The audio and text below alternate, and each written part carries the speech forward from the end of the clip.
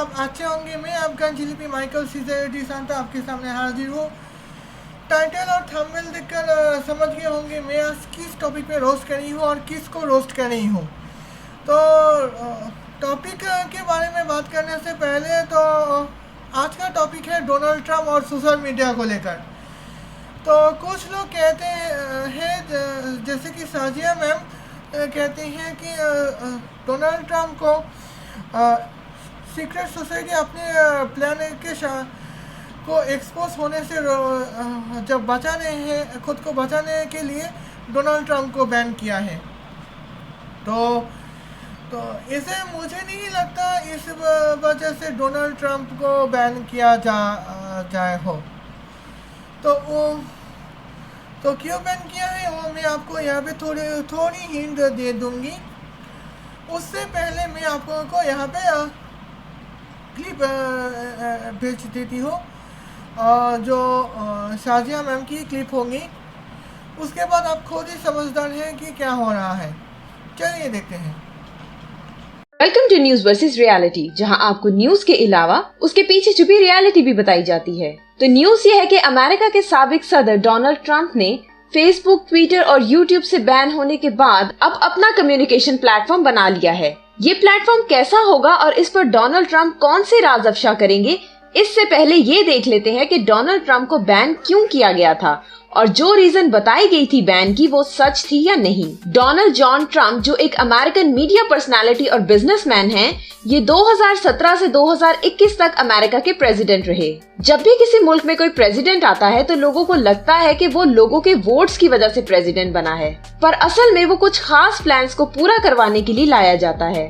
Donald Trump ने उस खास प्लान में से यरूशलेम को इसराइल का कैपिटल तस्लीम करवाने और थर्ड टेम्पल की डेवलपमेंट का काम किया। इसके आगे के प्लान को जब ट्रंप ने सीरियस नहीं लिया तो इतनी फैन फॉलोइंग और सपोर्टर्स के बावजूद ट्रंप दोबारा इलेक्ट ना हो पाया। ये एक बड़ा शॉक था ट्रंप के सपोर्टर्स के लिए और उन्होंने जनवरी 2021 में यूएस पार्लियामेंट पर अटैक कर दिया और इस हमले की जिम्मेदारी डोनाल्ड ट्रंप पर आयद की गई कि ट्रंप ने अपने सपोर्टर्स को ये दंगा फसाद करने पर उकसाया है। इस बेस पर ट्रंप को फेसबुक, यूट्यूब और ट्विटर से बैन कर दिया गया। ये तस्वीर का एक रुख हो सकता है।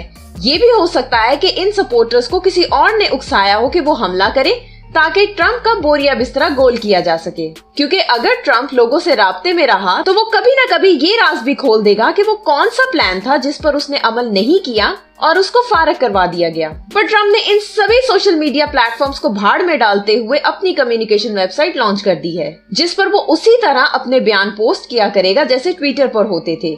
यूजर्स उन पोस्ट को लाइक करने के अलावा फेसबुक और ट्विटर पर शेयर भी कर सकेंगे। न्यूयॉर्क टाइम्स की टेक्नोलॉजी कॉलमिस्ट कैरा स्विशर ने बीबीसी को बताया कि it's like a blog. I was like 2002 is calling and it wants its blog back. Kara का कहने का मतलब ये था कि 2002 में ब्लॉग्स हुआ करते थे और ट्विटर वगैरह वाला काम ब्लॉग्स पर होता था, तो वो ट्रेंड वापस आने वाला है, क्योंकि अगर सोशल मीडिया प्लेटफॉर्म्स पर सेंसरशिप बढ़ती रही तो वो लोग जो खुलकर सच बोलना चाहते हैं वो ब्लॉग्स का रुख करेंगे। डोनाल्ड ट्रंप के सीनियर एडवाइजर जेसन मिलर ने मार्च में ही अनाउंस कर दिया था कि एक नया प्लेटफॉर्म लॉन्च होने जा रहा है और ये बहुत बड़ा प्लेटफॉर्म होगा, और बाद में ट्विटर पर क्लियर किया कि ये वेबसाइट सोशल मीडिया प्लेटफॉर्म नहीं होगा जैसे कि इसके बारे में सोचा जा रहा था। ट्रंप ने अपना नया प्लेटफॉर्म इस्तेमाल करते हुए कहा कि फेसबुक और उसके साथ साथ ट्विटर और गूगल भी बिल्कुल ईमानदारी से काम नहीं लेते। अमेरिका के सदर से आजादी राय सिर्फ इसलिए छीन ली गई क्योंकि ये लकीर के फकीर बेवकूफ लोग सच्चाई से खौफजदा हैं। हमारा मुल्क इस पर स्टैंड नहीं लेगा। इन करप्ट सोशल मीडिया कंपनीज को कीमत अदा करनी होगी ताकि ये आइंदा कभी भी हमारे इलेक्शन प्रोसेस में दखल अंदाजी करके उसे खराब न कर सकें। फेसबुक और यूट्यूब अब सोच रहे हैं कि ट्रंप के अकाउंट को बहाल कर दिया जाए जैसे ही किसी दंगे फसाद का खतरा टल जाएगा, पर ट्विटर का अकाउंट परमानेंटली बंद रहेगा। पर अब ट्रंप को इससे कोई फर्क नहीं पड़ता क्योंकि उसके मिलियंस ऑफ फॉलोअर्स अब उसे उसकी वेबसाइट पर फॉलो करेंगे। पर जिस सच्चाई के सामने आने के खौफ से ट्रंप को सोशल मीडिया से बैन किया गया, अगर ट्रंप उस पर अपनी वेबसाइट पर बात करेगा तो मुझे डर है कि कहीं उसे तंजानिया के प्रेसिडेंट की तरह दुनिया से ही बैन न कर दिया जाए। आपका क्या ख्याल है इस बारे में? अपनी राय कमेंट्स में लिखकर शेयर करें। अगर आपको लगता है कि ये वीडियो इन्फॉर्मेटिव है तो इस वीडियो को लाइक और शेयर जरूर करें और इस तरह के मजीद वीडियोस देखने के लिए चैनल को सब्सक्राइब कर लें। मिलते हैं नेक्स्ट वीडियो में। खुदा हाफिज। तो हम इस वीडियो के लिए हम यहाँ पे मैंने 3 पार्ट में डिवाइड करना चाहूँगी। तो पार्ट ए में डिवाइड करना चाहूँगी, कहना चाहूँगी कि सिर्फ और सिर्फ डोनाल्ड ट्रम्प अकेला नहीं है, बल्कि डोनाल्ड ट्रम्प के साथ कई सारे इंसान भी सोशल मीडिया में बैन हो चुके हैं, जो डोनाल्ड ट्रम्प की तरह भी एक से अपनी एरिया में एक सेलिब्रिटी हैं। तो उस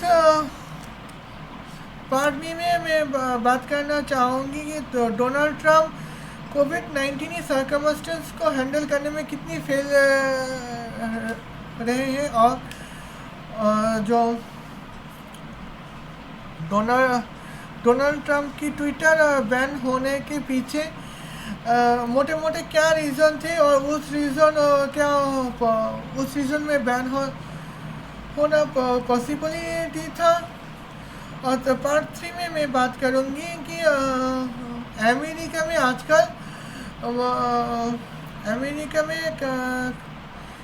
आजकल किस तरह से मूवमेंट चल रहा है। तो सन 1997 की एक वर्ल्ड मूवमेंट के बारे में मैं बात करूँगी। चलिए तो आप शुरू की जाए।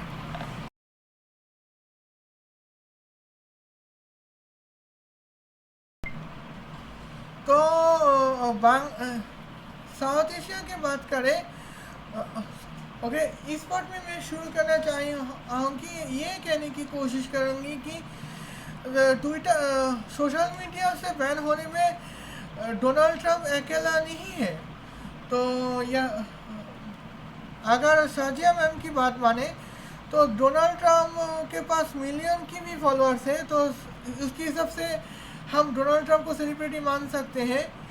खैर जो भी हो, सेलिब्रिटी की बात करें तो उसी तरह मानकर सेलिब्रिटी की बात करें तो तब भी डोनाल्ड ट्रम्प अकेला नहीं है जो सोशल मीडिया से बैन हुए हैं। इस दुनिया में और को भी बहुत सारे हैं जो भी सोशल मीडिया से बैन हुए हैं। तो इसके हिसाब से मैं बात करना चाहूँगी हमारा कंगना रनौत। तो हाल ही में यहाँ पे वेस्ट बंगाल, इंडिया की वेस्ट बंगाल लेजिस्टिक इलेक्शन में तृणमूल कांग्रेस जीत चुकी है, और जिसके वजह से ऑनरेबल चीफ मिनिस्टर ममता बंदोपाध्याय फिर से चीफ मिनिस्टर के रूप में इलेक्ट हो चुकी हैं। तो उसी लेकिन भाई इसकी हिसाब से अगर बात भी करें तो यहाँ पे उसके बाद ही कंगना मैम जो एक तो कंगना मैम कंगना मैम ममता बंदोपाध्याय के खिलाफ काफ़ी कुछ कहा, और ऐसे ट्वीट किए हैं जिसे वेस्ट बंगाल में बड़ी मात्रा में रायट हो सके या फिर रायट को प्रमोट किया जा सके। तो जिसकी वजह से ट्विटर बैन हो चुकी है। तो क्योंकि अब यहाँ पे ट्विटर बैन हो चुकी है, इसलिए तो गुस्से में आगे कंगना मैम ने ट्विटर को भारत से हटाने की बात की है। और हाल ही में आप स्क्रीनशॉट में देख सकते हैं कि after Twitter ban Kangana Ranaut Kangana Ranaut जो है वो कू ऐप को वेलकम कर रही हैं, और कू ऐप को पर साइन इन करने के बाद कह रही है कि कंगना ये तो ट्विटर जो है वो कंगना रनौत की अपनी ही घर है। तो इसके ऐसे इन्होंने बात की है। ये तो थी बांग्लादेश की सेलिब्रिटी कंगना मैम के बाद जो ट्विटर पे बैन हो चुकी है। तो कंगना रनौत फिर भी एक इंडियन है। मेरे पास ऐसे कई सारे सेलिब्रिटीज़ हैं जो इंडिया के बाहर हैं। उनमें से एक शायद स्वीटी शो और कई सेलिब्रिटीज़ हैं वो अमेरिकन से। चलिए हम देखते हैं। तो यहाँ पे जो मेरी आँखों का नज़र कमज़ोर है इसलिए मैं अभी चश्मे पहन रही हूँ। तो आपकी आँखों का नज़र अगर तेज़ है तो आप बिना चश्मे में देख सकते हैं। वेल जैसे कि आप देख सकते हैं अजेलिया बैंक्स जो है वो एक फेमस सेलिब्रिटी है। ये भी एक वेस्टर्न सेलिब्रिटी ही है। तो आप अगर देख सकते हैं उन्होंने उनको जो बैन किया गया, ट्विटर से बैन किया गया। तो 2 मिनट वेट प्लीज। तो काफ़ी कुछ वजह से काफ़ी कुछ बात थी जिसकी वजह से एलिजा बैंक को ट्विटर से बैन कर दिया गया था। वेल सन 2016 की बात करें तो एलिजा बैंक जो है वो जायन मालिक के बारे में कुछ रेसिस्ट बातें की हैं। तो है और इसके अलावा काफ़ी सारे होमोफोबिक बातें ट्विटर पे की है जिसकी वजह से ट्विटर ने उनको बैन कर दिया है। अब जायन मालिक के बारे में तो अगर रेसिस्ट स्टार जो है वो कैसे है तो मैं आपको एक डेमो के तौर पे समझती हूँ। तो जायन मालिक जो है वो एशिया पे जायन मालिक जो है वो उनका बैकग्राउंड एशिया की है। वो पाकिस्तान उनकी बैकग्राउंड जो है वो पाकिस्तान के से बिलोंग करते हैं। और दूसरी तरफ एलिजा बैंक्स जो है वो खुद एक अमेरिकी है। इसलिए शायद कहा होगा कि हम जायन मालिक से कितने ऊँचे हैं क्योंकि जायन मालिक एक पाकिस्तानी है और मैं अमेरिकी है। लेकिन वो शायद भूल गई है कि अमेरिका जो है वो वहाँ पे ज़्यादातर वाइट लोग ही रहते हैं। और एलिजा बैंक्स जो है वो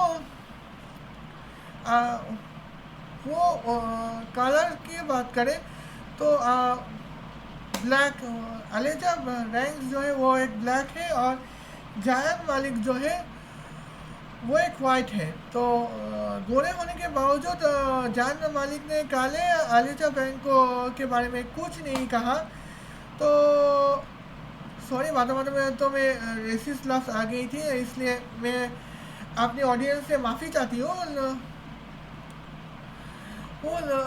लेकिन फिर भी तो जब पर्सनल कलर स्किन कलर को लेकर जायन मालिक ने एलिजा बैंक को कुछ नहीं कहा तो एलिजा बैंक किस बेसिस पे जायन मालिक को के बारे में रेसिस्ट कर सकती है वो हमें नहीं पता। और दूसरी बात जो है काफ़ी होमोफोबिक है। तो मान के चलो अफगान जिले माइकल और 2 मिनट वेट प्लीज। तो कस्टमाइज करने में थोड़ी लेट हो गई। खैर मान के चलो कि अफगान जिले में माइकल एक औरत है जो जोना पेट्रा जैसी औरत से शादी कर रही है और अब बच्चे भी पैदा कर दे रही हैं। और ये पार्ट तो मैंने पिछले वीडियो में भी दिखाई थी इसलिए मैं थोड़ी कट कर रही हूँ। खैर अफगान जिले में माइकल्स और जोना पेट्रा दोनों लेस्बियन हैं और एक दूसरे से शादी कर रही हैं। आप यहाँ पे अगर बात की जाए तो एलिजा रैंग ने अचानक अफगान जेलेमी माइकल्स और जोना पेट्रा के खिलाफ खूब बड़ी बुरी बातें की हैं। और ऐसे बातें की हैं जो ना अफगान जेलेमी माइकल्स को अच्छे लगते हैं और ना ही जोना पेट्रा को अच्छे लगते हैं, क्योंकि अफगान जेलेमी माइकल्स और जोना पेट्रा दोनों ही लेस्बियन हैं जो एक दूसरे से शादी करनी है। और जिस तरह से बातें एलिजा रैंग ने बात करती है वो ज़रासर एक होमोफोबिक बातें। तो मैंने अगर किसी को अगर किसी को पता ना हो कि होमोफोबिक क्या है तो मैं आपको बता दूं। होमोफोबिक मतलब ऐसे इंसान है जो जिनको ना गे पसंद है ना लेस्बियन, बल्कि होमोसेक्सुअल लोगों के खिलाफ हमेशा खड़े रहते हैं। तो इसे होमोफोबिक कहा जाता है। तो होमोफोबिक जो है वो किसी की भी खिलाफ आवाज़ कर सकती है। होमोफोबिक जो है उनको ना गे मैरिज पसंद है और ना ही लेस्बियन मैरिज। और कुछ मुल्कों में होमोफोबिक एक ऑफेंस, एक वर्ड एक्टिविटीज़ माने जाते हैं। तो मेरे हिसाब से होमोफोबिक जो है वो एक क्राइम है। और खैर मैं तो इसके बारे में तो इतना ही बात कर चुकी हूँ। अब मैं अगले पार्ट में जाऊंगी। तो इसके बारे में बात करें तो मैं आपको बता दूं मेरा एक फेवरेट फुटबॉल क्लब है जिसका नाम है चेल्सी। तो दुनिया के कई सारी औरतें ऐसे हैं जिनका नाम भी चेल्सी ही है। तो चेल्सी नाम मुझे बहुत पसंद है, लेकिन इस नाम के साथ कोई कंट्रोवर्सी हो जाए तो बहुत बुरा लगता है। खैर तो चेल्सी हंटलर जो है वो एक एक्ट्रेस है, तो और वो भी एक सेलिब्रिटी है। क्या एक्ट्रेस है या फिर मॉडल है, जो भी है, तो अमेरिका की सेलिब्रिटी है।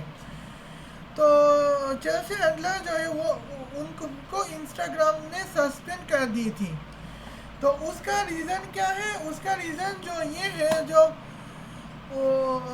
चेल्सी हंटलर मैम एक फ़ोटो पोस्ट की थी जहाँ पे उनकी एडल्ट कंटेंट दिखाई दे रही थी। तो आप भाई आप देख ही सकते हैं कि एडल्ट कंटेंट किस तरह से एडल्ट कंटेंट पोस्ट कर रही थी। मैं अपने ज़बान से भी नहीं कह सकती। तो यहाँ पे तो इंस्टाग्राम के बारे में बात कर चाहे आप किसी भी सोशल मीडिया पे क्यों ना हो, आप चाहे कोई भी सेलिब्रिटी क्यों ना हो, अगर सोशल मीडिया आप कोई किसी सोशल मीडिया अगर ऐसा है कि वो कोई पोर्नोग्राफी को प्रोवाइड नहीं करेंगे, तो फिर वहाँ पे पोर्नोग्राफी या फिर एडल्ट कंटेंट जो है उनको पोस्ट करने का कोई मतलब ही नहीं था। और चेल्सी हंटलर जो है वो इस तरह के वो प्रिटी है कि मिलियन लोग उनको फॉलो करते हैं और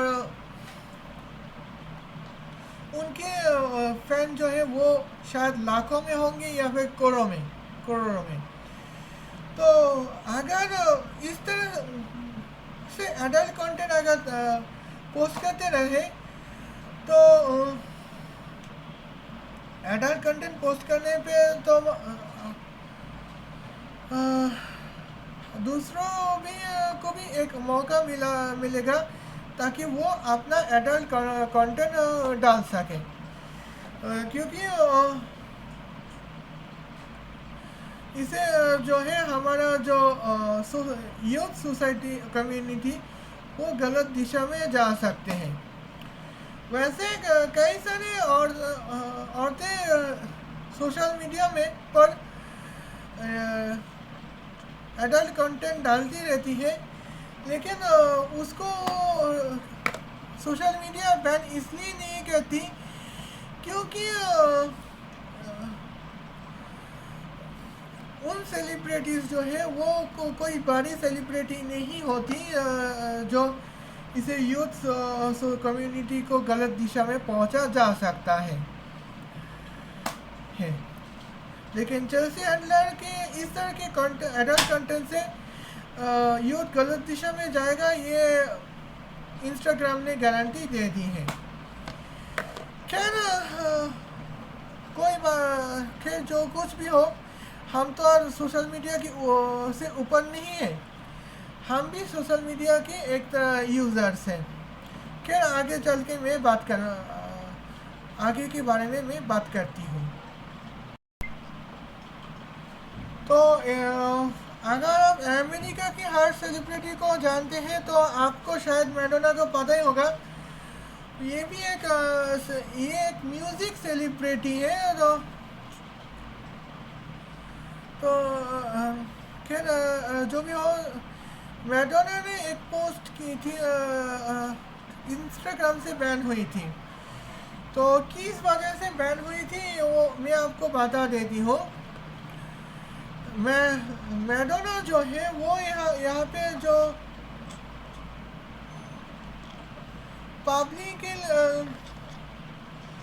कुछ मैच्योर कंटेंट को इंस्टाग्राम में दो रूल्स तो वायलेट की थी। एक है, उन्होंने जो है वो मैच्योर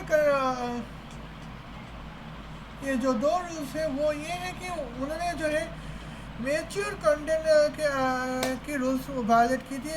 मतलब ऐसे कंटेंट शेयर की थी जो इतना मैच्योर है कि हमें यहाँ पे कुछ सेक्सुअल कंटेंट्स है या फिर कुछ गाली गलौज हो सकते हैं। और दूसरी बात जो है, हालांकि मैच्योर कंटेंट से वायलेंट होता कि नहीं है, ये खूब कम चांसेस है। और दूसरी बात है कि दूसरे थर्ड पार्टी इमेज को रिपोस्ट की थी। तो यानी कि जो अब मैं यहाँ पे एक डेमो देती हूँ। मान के चलो मैं YouTube में एक कंटेंट को YouTube में पोस्ट की थी और इंस्टाग्राम IGTV में भी पोस्ट की थी।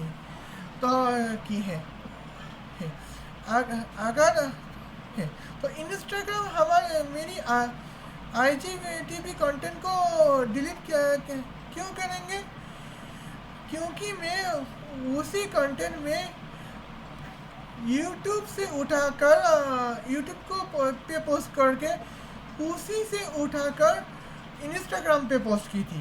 लेकिन अगर मैं वही कंटेंट YouTube में पोस्ट की है और वही से ना उठा के यानी कि वही से उठाए बिना हमने इंस्टाग्राम पे पोस्ट की है, तो मेरा यहाँ पे तो कोई प्रॉब्लम नहीं है। क्योंकि रेजोल्यूशन जो है वो ख़राब नहीं होगी। वो क्या है, लोकल ट्राइब सी पे मान के चलो लोकल ट्राइब सी पे मेरा एक कंटेंट है, वो कंटेंट मैं YouTube में पोस्ट की है, अपलोड की है। तो इंस्टाग्राम के IGTV मैंने लोकल डिस्क सी से उठाकर लोकल डिस्क सी से ही सीधे इंस्टाग्राम पे की है।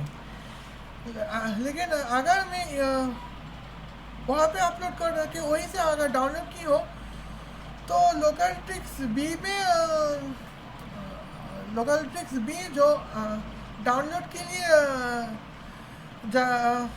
के लिए जिम्मेदार है। तो जहाँ पे डाउनलोड कंटेंट स्टोर की जाती है वहाँ पे स्टोर होगी, वहाँ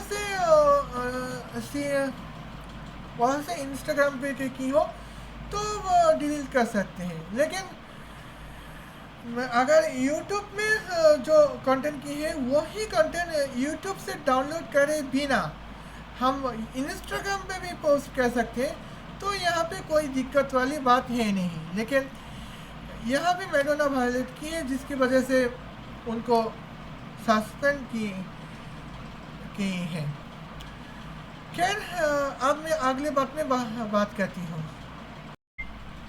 तो यहाँ पे तो मैं आपको यहाँ पे बात करना चाहती हूँ मिलो यानोपोलोस। तो मिलो यानोपोलोस जो है वो अमेरिका के राइट विंग कमेंटेटर जो है, तो राइट विंग पॉलिटिकल कमेंटेटर, तो और वो होता है जो राइट विंग पॉलिटिक्स की नज़र से राइट विंग की नज़र से पॉलिटिक्स को कमेंट करते रहते हैं। तो पॉलिटिक्स में एक दूसरे के, तो इसी हिसाब से मिलो यानोपोलोस सर भी इसी तरह से राइट विंग की नज़र से पॉलिटिक्स में कमेंट करते रहते हैं। तो एक दिन ऐसा हुआ, कुछ यूँ है कि मिलो यानोपोलोस जो है वो उन्होंने अपने फैन को पूछा ताकि लेफ्ट विंग ताकि अपने लेफ्ट विंग या फिर राइट विंग जो भी हो, ताकि कॉमेडियन लेटियस जॉन्स को ऊपर अटैक किया जा सकता है। तो लेटली जॉन्स जो है कुछ बातें की है, कुछ कॉमेडी की है, जिसके ऊपर पर्सनली गुस्सा होकर मिलो यानोपोलोस उनको अटैक करने के लिए अपने फैंस को पूछा गया था। तो जहाँ पे तो छोटे मोटे तो सही, लेकिन दंगे तो हुए हैं, जिसका चलते मिलो यानोपोलोस की जो ट्विटर है वो बैन हो गई थी। प्यूडीपाई के बारे में तो कैसे भूल सकती हूँ। प्यूडीपाई के वजह से सारी दुनिया रोस्टिंग सीख चुके हैं, और मैं भी आजकल जो रोस्टिंग करती रहती हूँ वो प्यूडीपाई से सीख चुकी हूँ। तो प्यूडीपाई की आशीर्वादों से मैं कई तरह की रोस्टिंग करती रहती हूँ। वेल उसकी बात तो अलग है। तो यूट्यूब स्टार प्यूडीपाई जो है उसको ट्विटर से सस्पेंड किया गया था, क्योंकि सन 2016 में उन्होंने एक कॉमेडी की तौर पे एक बात कहा था कि उन्होंने ISIS को पर ज्वाइन कर दी है। तो कॉमेडी के जरिए कुछ भी बात करें तो सही है, लेकिन अगर कॉमेडी करते हुए अगर आप IS जैसे आतंकवादी कौम पर ज्वाइन करने की जो बात अगर करेंगे, तो ये तो भाई कॉमेडी तो हुआ ही नहीं, बल्कि ये जो है तो सरासर हमारे यहाँ पे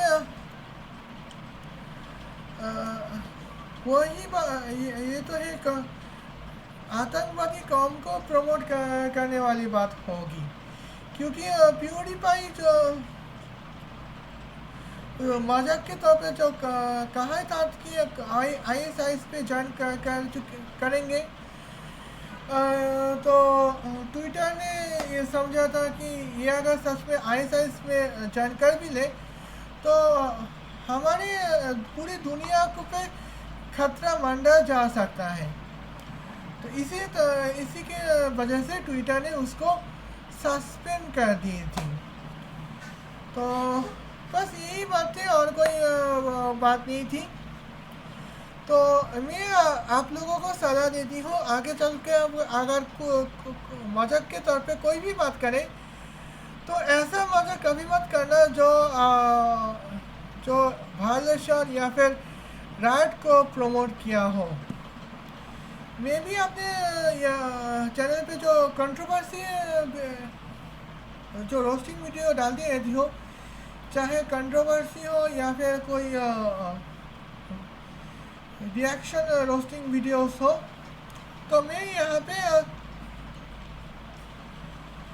तो मैं इंश्योर करती हूँ यहाँ पे कोई हेट स्पीच ना फैली जाए और ना ही कोई ह्यूमिलेशन फैली जाए और ना ही किसी वायलेंस का कोई सवाल ही नहीं होता।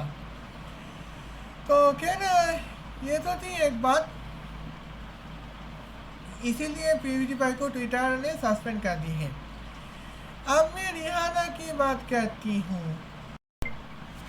तो मैं रिहाना से ही पार्ट ए को ख़त्म करना चाहूँगी। तो 2 मिनट। तो यहाँ पे रिहाना के बारे में हम कैसे भूल सकते हैं। रिहाना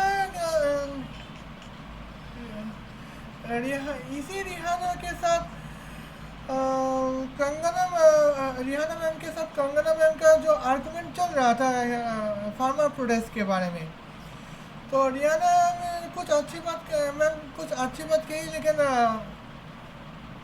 कंगना मैम उसके बारे में बुरा भला कह दिया था।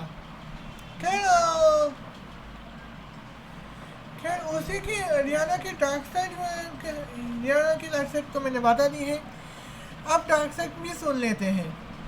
तो डार्क साइड ये है कि रिहाना की इंस्टाग्राम अकाउंट जो है वो कुछ ही देर के लिए बैन इसलिए हुआ था क्योंकि रिहाना ने अपनी कुछ एडल्ट कंटेंट शेयर की थी। तो एडल्ट कंटेंट वो इसलिए है कि अपनी कुछ प्राइवेट पार्ट जो है उसकी फ़ोटो शेयर की थी, उसकी फ़ोटो पोस्ट की थी, जिसका चलते हुए इंस्टाग्राम ने रिहाना को टेम्पोररी बैन कर दिए हैं। तो रिहाना ये लोग भी सेलिब्रिटी, ये लोग भी अगर सोशल मीडिया से बैन हो सकते हैं तो कम से कम डोनाल्ड ट्रंप को खुश होना चाहिए कि सोशल मीडिया से बैन होने के मामले में डोनाल्ड ट्रंप अकेला नहीं है।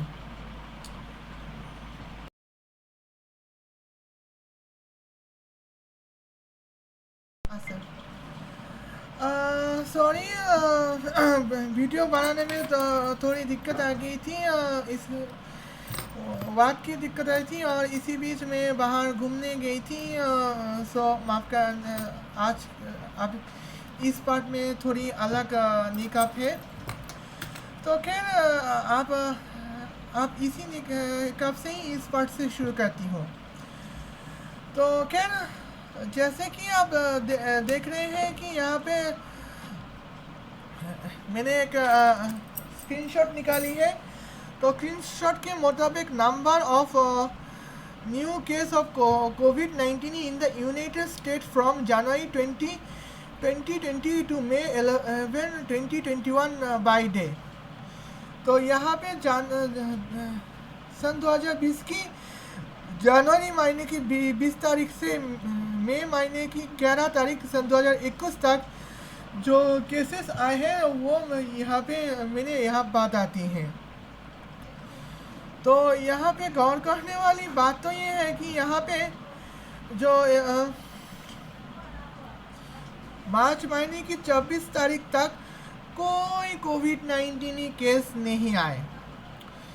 तो जाहिर से बात है मरेंगे तो नहीं। तो मार्च महीने की 24 तारीख सन 2020 से ही कोविड केसेस शुरू हुए हैं और आहिस्ता आहिस्ता बढ़ते ही जा रहे हैं। और डोनाल्ड ट्रंप जब सदर तक बने रहे थे और तब तक इसका पीक पर रही, और जब जो बाइडेन सदर तक बने तब उस वक्त शुरू से ही COVID-19 पीक पर रही थी। तो उसके बाद मई महीने तक आते आते काफ़ी कंट्रोल में रही थी। तो यहाँ पे हम देख सकते हैं कि डोनाल्ड ट्रंप की फॉल्ट। तो आप यहाँ मैं बात करूँगी कि मई महीने की नवंबर महीने की 9 तारीख जब अमेरिका में प्रेसिडेंशियल इलेक्शन चल रहे थे। तो उस इलेक्शन में जो बाइडेन जीत गए हैं। तो उस इलेक्शन तक डोनाल्ड ट्रम्प करंट प्रेसिडेंट था। तो उस वक्त उस दिन जो हमारा केसेस आए थे उसके हिसाब से उस दिन 1,27,151 केसेस आए थे और उसी दिन टोटल डेथ केस हुए थे 728। तो आपको अगर याद हो तो आप अगर बांग्लादेश में रहते हैं तो आप देख सकते हैं कि उसी दिन बांग्लादेश में 20-30 की मौत होती है। 20 या फिर 30 करीब 20 से 30 की मौत हुई थी। और बांग्लादेश से पॉपुलेशन में 2 गुना बड़ा देश अमेरिका। तो बांग्लादेश में अगर 30 थे तो करंट रेशियो के हिसाब से अमेरिका में 60 होने चाहिए थे, लेकिन वहाँ पे 728। तो इससे सब पता चलता है कि अमेरिका में कोविड-19 का हाल बांग्लादेश से भी बुरा है।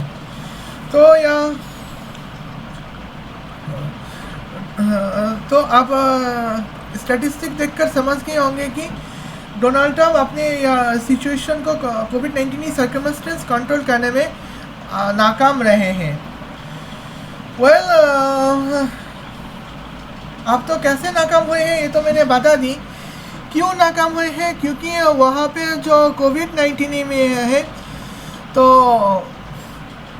मास्क पहनने पे डोनाल्ड ट्रम्प लोगों को इनकरेज नहीं किया और खुद भी मास्क नहीं पहनते थे। इसलिए ऐसा हुआ है कि डोनाल्ड ट्रम्प क्योंकि डोनाल्ड ट्रम्प कोविड-19 को संभालने में नाकाम हुए हैं, इसलिए डोनाल्ड ट्रम्प को सदर से हटा दिए गए हैं। वैसे जो कोविड-19 आने से पहले डोनाल्ड ट्रम्प की स्थिति काफ़ी मजबूत थी और इतनी मजबूत थी कि आने वाले इलेक्शन में जीत सकते थे, लेकिन कोविड-19 के सर्कमस्टेंस में नाकामी की वजह से डोनाल्ड ट्रम्प हार गए हैं। खैर, अब तो जो बाइडेन का बात है। जो बाइडेन के वक्त में पहले से ही कोविड-19 पीक पे नहीं है और अभी भी जो बाइडेन के प्रेसिडेंसी के अंडर कोविड-19 की सर्कमस्टेंस कंट्रोल में है। तो ये थी वहाँ पे बात। अब मैं यहाँ पे कुछ अगले वीडियो पार्ट के लिए कुछ बात करना चाहती हूँ।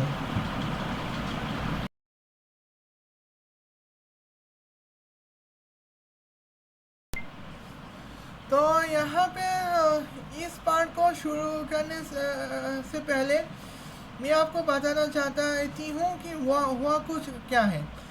तो इस पार्ट में इसलिए इस वजह से शुरू करना चाहती हूँ क्योंकि हाल ही में मैंने देखी जब डोनाल्ड ट्रम्प को जो बाइडेन ने इलेक्शन से हरा दिया था और आने वाले वक्त पे इन्हें सदर के शपथ लेने वाले थे। और तो उसी वक्त जो है कुछ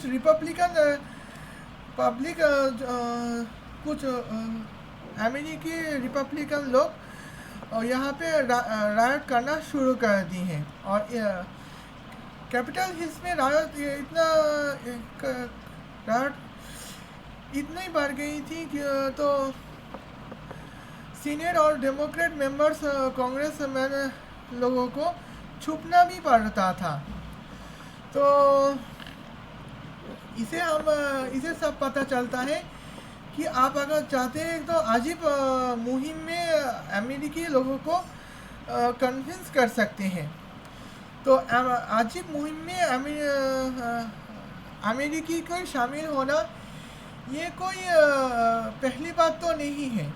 इससे पहले सन 1859 से 59 तक अमेरिका के सिविल वॉर हुए थे, जहाँ पे कई सारे अमेरिकी हिस्सा ले रहे थे और अपना कॉन्फेडरेंसी ऑफ अमेरिका नाम की मुल्क बना रहे थे। हालांकि बाद में नाकाम रहे और दोनों अमेरिका फिर से एक होके यूनाइटेड स्टेट ऑफ अमेरिका रहा। तो उसके बाद में जहाँ तक किया थे वो मैं आपको उस स्क्रीनशॉट में आपको दिखाती हूँ। तो यहाँ पे एक हेडलाइन है, अमेरिकी की एक साइंस जर्नल में लिखा गया है। हेडलाइन ये है कि the 14 years old who convinced people to ban dihydrogen monoxide, यानी कि यहाँ पे डाईहाइड्रोजन मोनोऑक्साइड को बैन करने की कोशिश करने के लिए 14 साल के एक बच्चा ने आम लोगों को कन्विंस किया था। तो मैं आपको बता दूँ, डाईहाइड्रोजन मोनोऑक्साइड एक केमिकल से जहाँ हाइड्रोजन और 2 मोल हाइड्रोजन और 1 मोल ऑक्सीजन मिलकर 2 मोल डाईहाइड्रोजन मोनोऑक्साइड तैयार होते हैं। तो यहाँ पे मैं यहाँ पे आपको बता दूंगी, अगर 2 किलो हाइड्रोजन को अगर 1 किलो ऑक्सीजन से केमिकल रिएक्ट करा सके तो हमें 2 किलो डाईहाइड्रोजन मोनोऑक्साइड मिलेगा। अब डाईहाइड्रोजन मोनोऑक्साइड के बारे में यहाँ पे को बैन करने के लिए कन्विंस क्यों किया है, ये मैं आपको आगे चलकर बताती हूँ। तो आप यहाँ पे कहानी की क्या है वो मैं आपको अभी बता देती हूँ। कहानी शुरुआत कुछ इस तरह है कि in the spring of 1997 14 years old in the spring of 1997 40 years old school science fair project made a convincing argument to ban a dangerous chemical compound dihydrogen monoxide known as DHMO. Nathan Johan, a junior high school student in Idaho, gave 50 of his fellow students a report called dihydrogen monoxide, the unrecognized killer, which accurately laid out the danger of dihydrogen monoxide, convinced the majority of students call for its ban. That experiment causes enough of splash that it was picked up the Washington Post. तो हुआ कुछ यूँ है कि सन 1997 में 14 साल के उम्र का एक बच्चा था जो लोगों को एक डेंजरस केमिकल कंपाउंड को बैन करने के लिए कन्विंस करने के लिए कोशिश की है। और उन डेंजरस केमिकल कंपाउंड का नाम क्या था? डाईहाइड्रोजन मोनोऑक्साइड, जिनको DHMO कहा जाता है। नाथन जोहनर जो है वो जूनियर हाई स्कूल स्टूडेंट जो यहाँ में रहते थे। तो 50 स्टूडेंट की जो रिपोर्ट के अनुसार उन्होंने ये मान लिया था कि डाईहाइड्रोजन मोनोऑक्साइड एक अनजान कातिल कहा जाता है।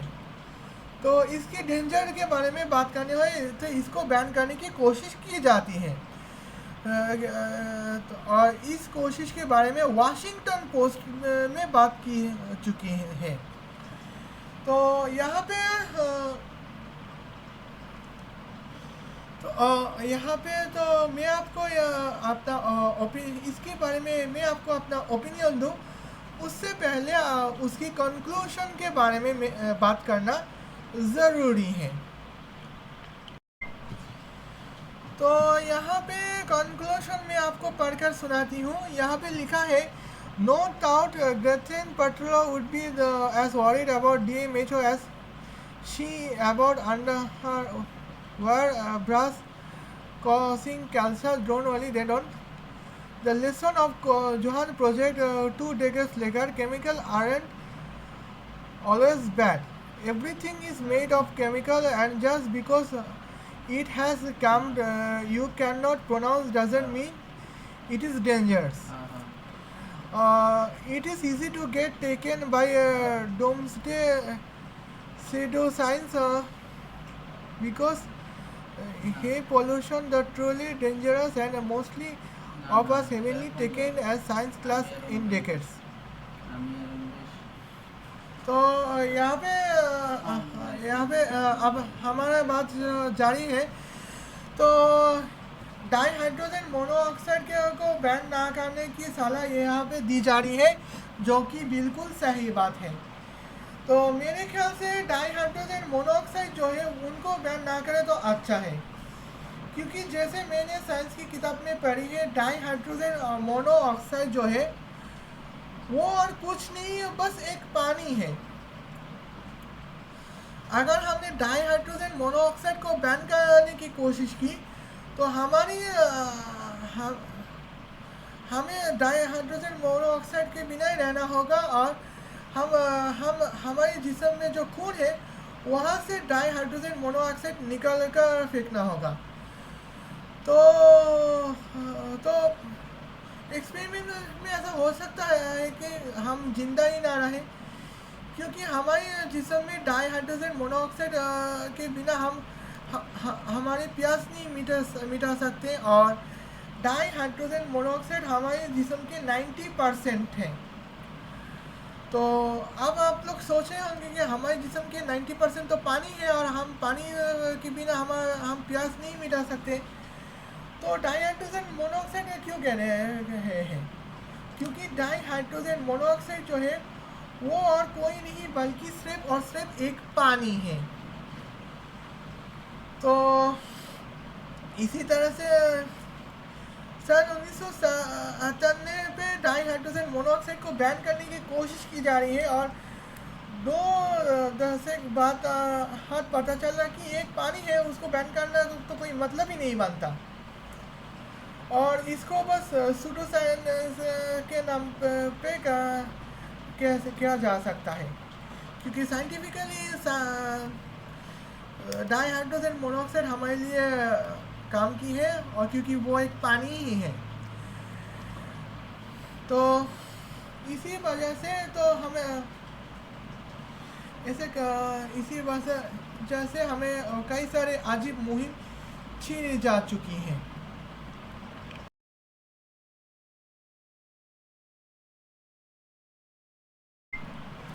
तो आज की वीडियो बस इतना ही। उम्मीद है वीडियो आपको पसंद आया होगा। अगर वीडियो पसंद आए तो लाइक कीजिए, कमेंट कीजिए और शेयर कीजिए। चैनल में नए आए तो सब्सक्राइब कर सकते हैं, नहीं करना है तो आपकी मर्ज़ी। और लेकिन अगर सब्सक्राइब कर भी ली तो बेल आइकॉन क्लिक करना मत भूलिएगा। आज के लिए बस इतना ही। फिर मिलूँगी अगले वीडियो पे। अब मैं एंडिंग लगा रही हूँ, तब तक के लिए अल्लाह हाफ़िज़।